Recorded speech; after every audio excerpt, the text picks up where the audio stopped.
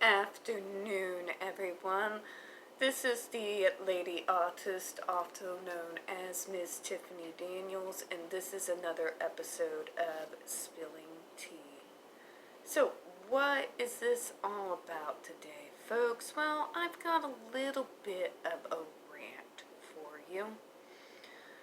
I've been seeing ever since I've been involved with JD versus AH this claim of mutual abuse and the constant using of that particular text message to prove the point.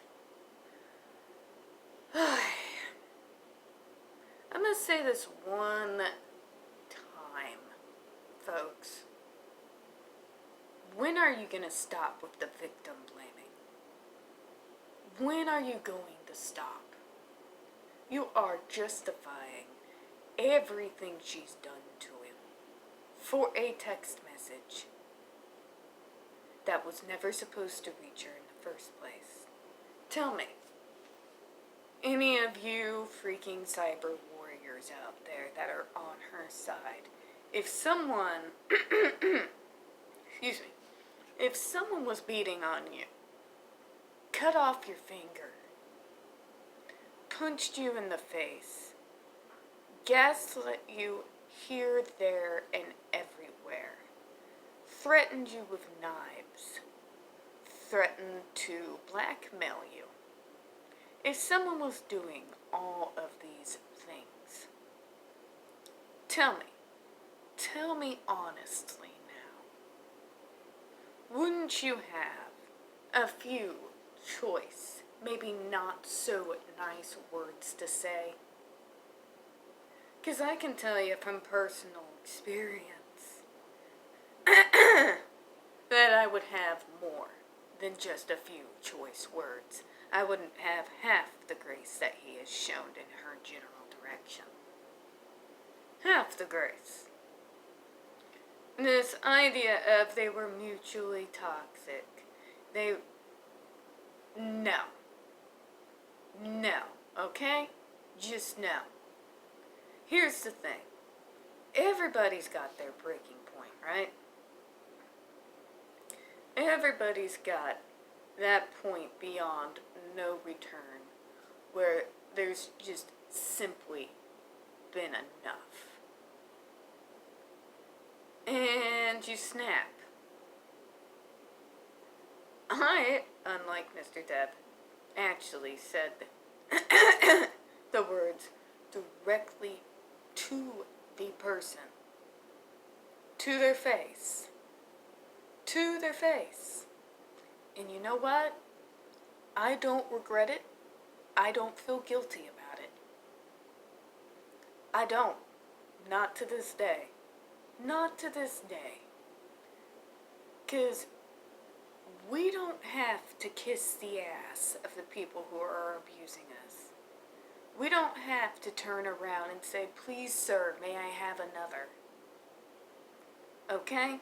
There is nothing wrong with defending yourself. And when you say it is mutually abusive because he had a few choice words to say to a friend in regards to the situation he was in, you are basically telling victims that they are not allowed to feel anger or rage about what they are suffering through. You are telling us that we are wrong to get angry, that we are wrong to be able to go out and voice that anger. And that is more psychologically destructive than you can imagine. More than you can imagine. This whole idea that she is a victim too, because he finally got fed up and would get up and leave to protect himself. Because let's face it, he had no idea or way of knowing whether it was going to go violent or not, and you're going to call it abuse because he was leaving to avoid getting hit, that's victim blaming. That is victim blaming. Are you kidding me? Are you even kidding me? And then you're going to claim mutual abuse again when he goes and vents to a friend about the abuse he's going on. We've all said worse things over much less. Yes, including the people who are using those text messages to scream mutual abuse. They weren't both toxic. She was toxic. And she pushed him into becoming something he never wanted to be. Do you think it is his normal character to go off like that? Has there ever been any evidence that he was that kind of guy the whole time? No, there's none. None.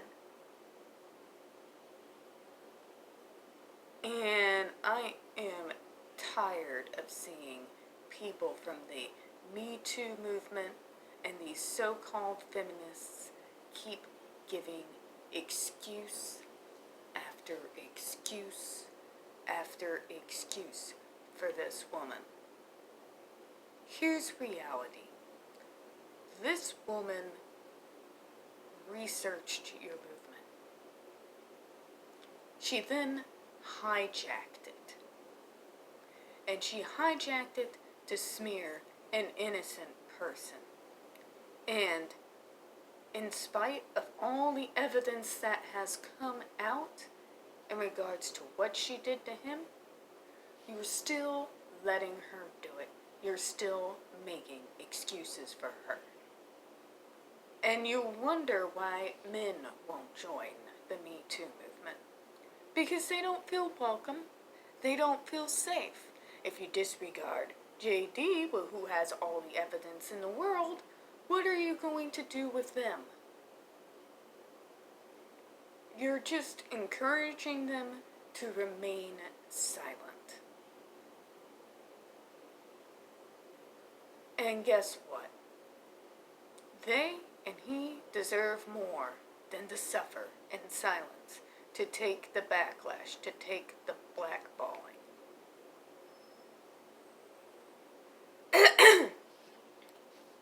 Quit with the victim blaming, because that's what you're doing. You're doubling down on victim blaming. You are essentially telling all victims of any gender that they do not have the right to feel anger or rage over what has been perpetrated against them. That is what you're saying. And any psychologist will tell you that that is deeply mentally damaging. These people are not at fault, and they have a right to their feelings, and they have the right to voice them. And no, it is not abusive in any way, shape, or form to give voice to that anger. Alright? That is just a point I really wanted to make. I really did. Now that I've been over that, here's some more new news on this. Apparently, Sharon Osbourne, Ozzy's ex-wife, has been comparing her relationship with Ozzy as with the one between JD and Amber Heard. Here's the thing, Sharon. And I would expect more out of you. I have respected you for years. I would expect a woman as intelligent and as successful as you to do her own homework before jumping on any bandwagon. And unfortunately, you have really let me down, and you've proved me wrong. He did not abuse her. He did not touch her. In fact, when things got violent, he would leave. If he thought things were going to get violent, he would leave. This is all on tape. Stop swallowing the media narrative. Ladies, get off the man-hating train and do your homework. Alright, so that's all I have for today. This is a small channel. Don't forget to like and subscribe. You have a good one.